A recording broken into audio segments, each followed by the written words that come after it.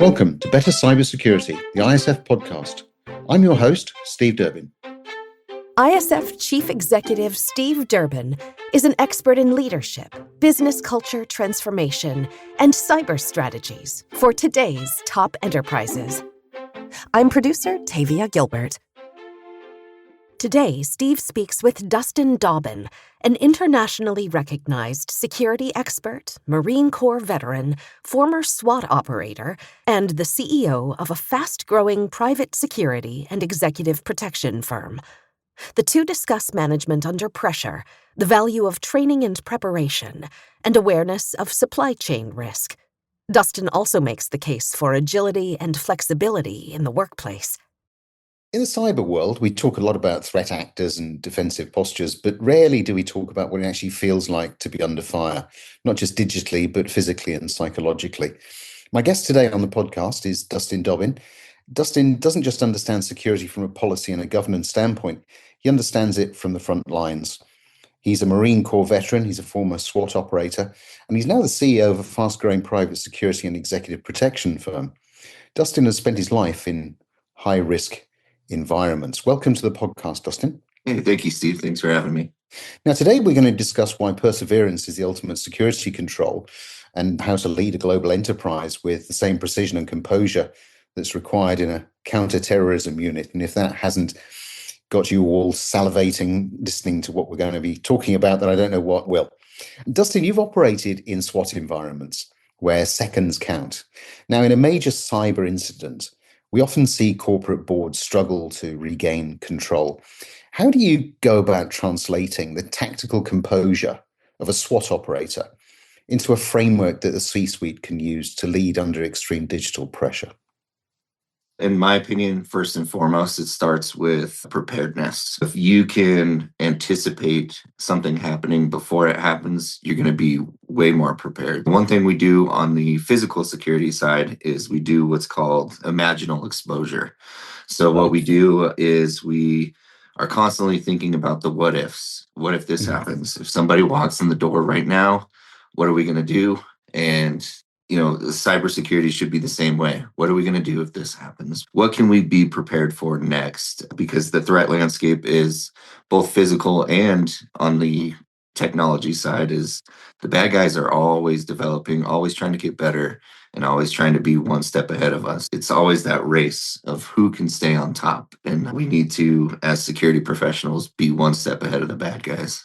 So it's all about preparation, it's all about anticipation, it's about rehearsal as well. Oh, absolutely. Constantly testing, training, always looking to get better.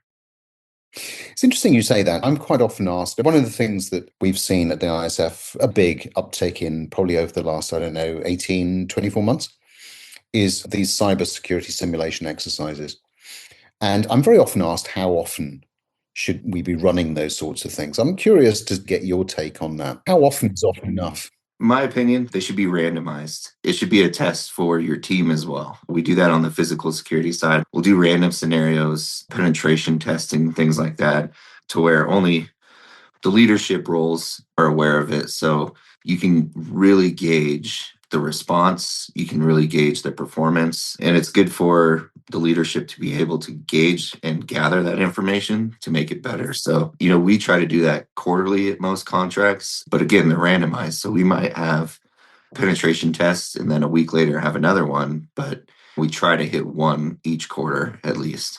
Now, in an industry that for a long time, I'd say, been pretty obsessed with preventing attacks, why is it that the psychological resilience of the workforce, that ability to persist through a breach under high stress, is perhaps a more valuable business asset than a perfect firewall, in your opinion? Much like life, any sort of failures, you can look at them as failures and really beat yourself up about it. Or you can take those failures as a learning experience and how to get better. And if you do that over time, it's going to make you unstoppable and impenetrable. The main thing is it's okay. Little mistakes happen. Everybody's human. Even in definitely information security, same thing. There's always, like I said, the bad guys are always trying to get better, always trying to take down whatever updates and exploit those updates as a benefit to them. So you just got to stay on top of it. You got to keep training and learn from mistakes is the biggest thing. You mentioned training and this constant refresh a few times already now. I'm just wondering how realistically security teams can actually stay at that sort of peak level of performance. Any sort of insight or guidance that you've got there from your background as to what they can do? What are some of the tricks they can do to always stay at the top of their game? Yeah, absolutely. And we have so many tools at our disposal now with the advancement in AI and technology. There's all kinds of free courses that are all over. One thing that has made me so successful is prior to joining the Marine Corps, I had an uncle who he was retired out of the Marine Corps. He was a drill instructor, Silver Star recipient, very decorated Marine. And he told me before I left for boot camp, it doesn't matter what it is, volunteer for it, sign up for every training, and take anything that they offer you. So I did that. I did that all through my military, law enforcement, and private security career. Is if you think you know it all, it's time to get out of the business. I'm constantly looking for new trainings to send my team to. I fly people in to teach week-long classes, things like that. And that's really what leadership should be doing in security is learn from everybody. Just because you have a certificate doesn't mean that you can't go and retake a class or relearn something or learn what's changed since you last earned that certificate or went through that training. That's what I would recommend to every security team out there is training, training, training. A sort of value as well, isn't there, from mixing the teams up rather than everybody staying in one particular lane, mixing up a little bit, bringing people in with different backgrounds, getting that much more varied perspective on the different things that people are seeing out and about. There's significant value in that, I've found. I wanted to talk to you about this physical and cyber security elements because we quite often silo physical and cyber and never the twain shall meet. I'm starting to see now within some of our member organizations, people combining those two things again, which I personally happen to think is a good thing. But I'm interested in your take. Do you think that security is certainly becoming a much more sort of single, unified discipline? And are people perhaps making a mistake by keeping them separate? Just curious to see what you think. Yeah, absolutely, Steve. So when I do consulting for physical security, big corporations here in the United States, what I see a lot is there is that disconnect between SecOps and physical security. And that's one of the first barriers that we break down. And the reason is you work hand in hand. The SecOps guys are ensuring that the network, the cameras, everything are up to date and impenetrable by the bad guys. And the physical security guys are physically protecting servers, the integrity of the facility, and you have to work together. We'll get information from FBI letting us know that someone had tried to penetrate the network, and that puts the physical security guys on high alert as well, because if they're trying to penetrate the network and get in digitally, they're going to try and get in physically as well. So sharing that information and having that open communication with one another is crucial.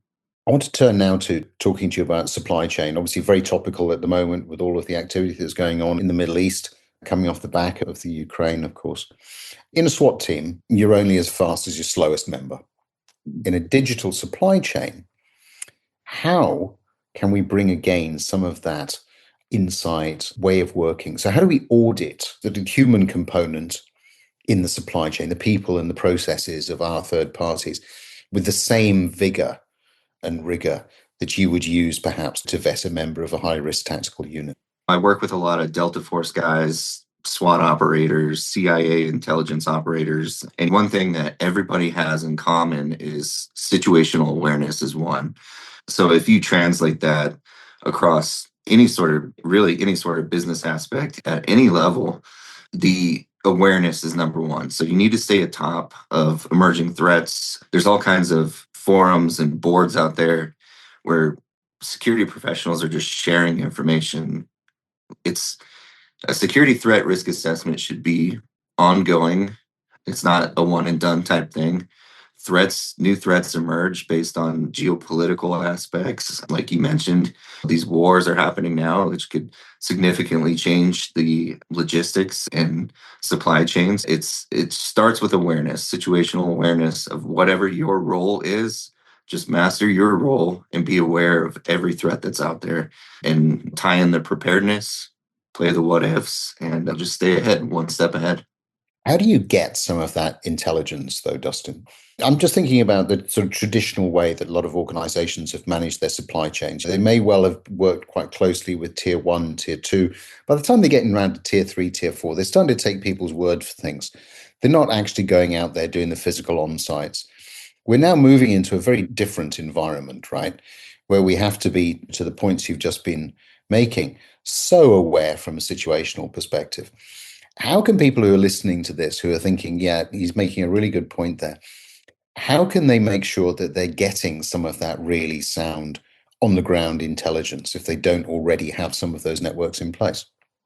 Yeah, great question, Steve. I have always been the grunt. I'm the guy who's carried the rifle. I'm the guy who's kicked in doors. I've breached doors, things like that. I've always been that guy in this new role of where I do consulting for Fortune 500 companies and above.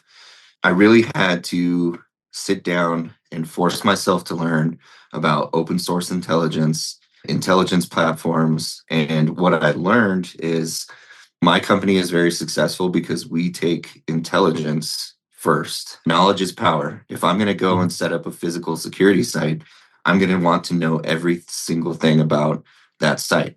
So, first thing I do is I treat it as if I'm doing a raid in Afghanistan. What kind of safety protocols would I do if I was leading Marines in combat again?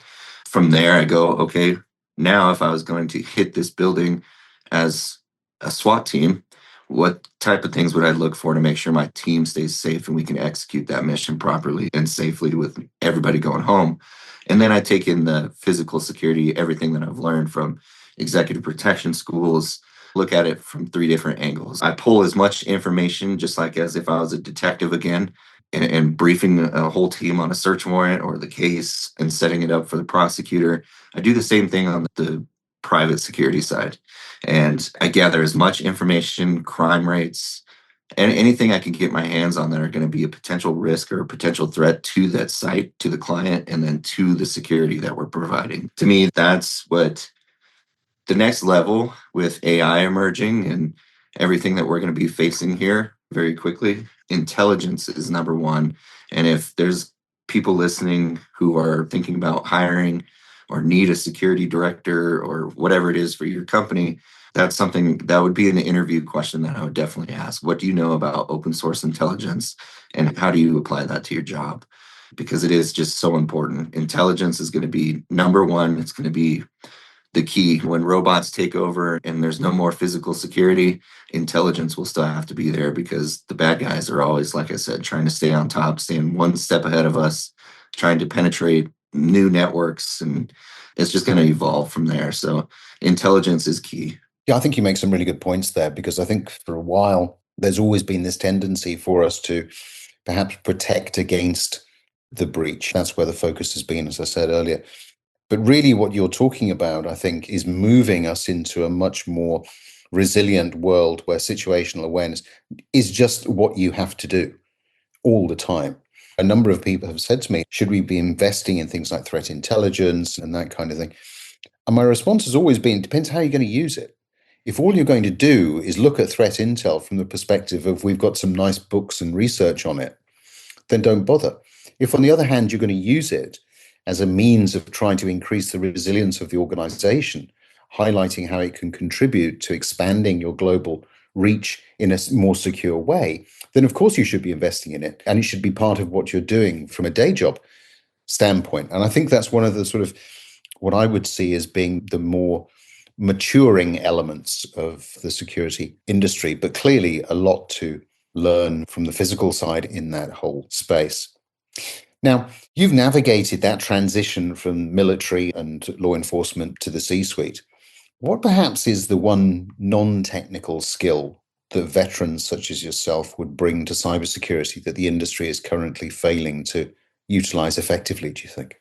Probably the perseverance, the work ethic. Unfortunately, security is one of those jobs where it's 24/7. It never ends. You don't get days off. You don't get nights off. One thing I quickly did when I started this company and things really exploded for us and took off was I stopped worrying about what day it is. And what time it was. I worked until the work was done. And if I got a break, I could take a nap or I could go spend some time with the family. That's what happened. But you have to forget about, oh my gosh, it's Saturday. I wish I was at home and sitting on the couch drinking a cup of coffee.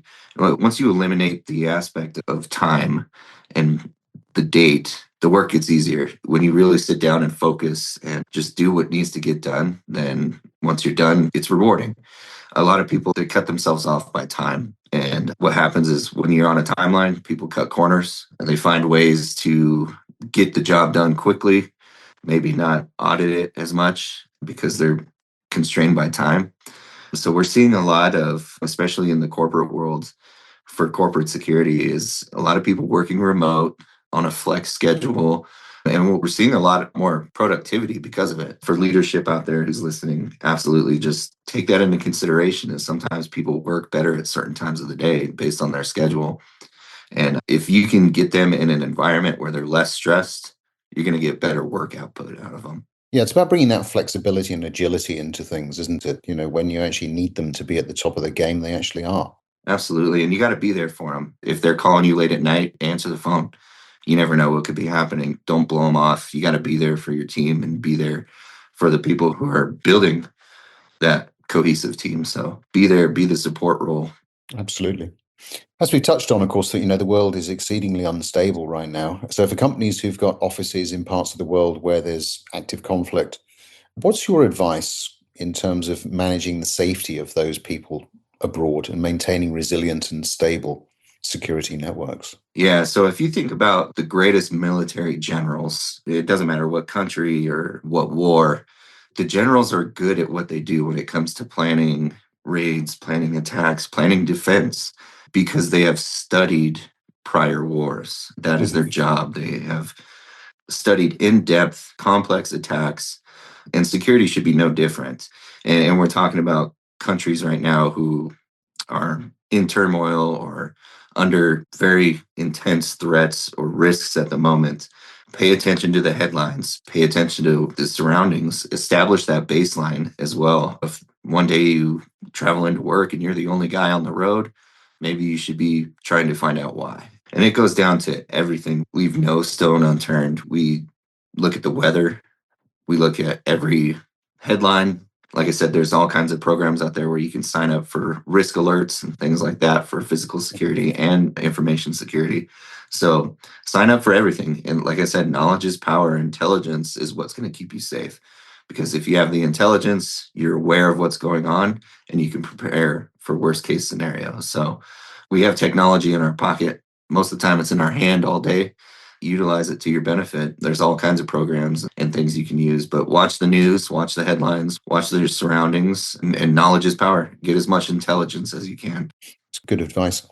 Dustin, if you were advising a board today on this, say their 5-year resilience roadmap, what's the one lesson from the tactical world that will ensure they're still standing in 2031? I was in the Marine Corps, and the Marine Corps is pretty notorious for being able to get the job done with as little tools as possible, which I think is good in some aspects, right? You learn the resilience, you learn the perseverance, you learn the importance of being on a team and working together. And all of those are good takeaways. But one thing I've noticed was going through law enforcement and now on the private security side is technology and your tools are rapidly evolving and getting better. And that's key. You got to stay on top of what is the latest and greatest thing and provide your team with that as well. So constantly looking for upgrades and updates and new trainings to stay on top. If you think you know it all and you stay stagnant, we got cameras. They're not the newest cameras, but they work. That type of attitude, you're quickly going to get phased out. Stay on top of it. Stay on top of the technology. Go to conferences, network with other security professionals, and talk to them about what they're seeing in the field and learn from other people's mistakes as much as possible. And it's that real sort of learning, sharing that I suppose is always one of the core founding principles of the ISF. And certainly it's where I think our members tend still to get the most value, just sharing those stories, discussing in safe environments how they can go about dealing with some of the challenges we've just been talking about today, and really how people are trying to better equip themselves to deal with the challenges of the future. Dustin, it's been great talking to you, particularly getting some of those insights from a very different world for security professionals. But the insights you provided, I think, are as relevant in the information security space as they've ever been. So hopefully people will have taken away a lot of good tips there, particularly around things like situational awareness, intelligence, and the role of people training, constantly keeping them on top of their game. So Dustin, thank you very much indeed for sharing those views. Yeah, absolutely. Thanks for having me, Steve. Thank you for listening. We'll be back next week with more expert insights and thought-provoking discussions. But in the meantime, if you really enjoyed today's episode, please take a moment to rate, review, and share the podcast. If you're interested in becoming an ISF member or continuing the conversation further, please do get in touch with me at steve.durbin@securityforum.org, or indeed get hold of me on LinkedIn. And remember, you can explore all our media and resources at our website, securityforum.org.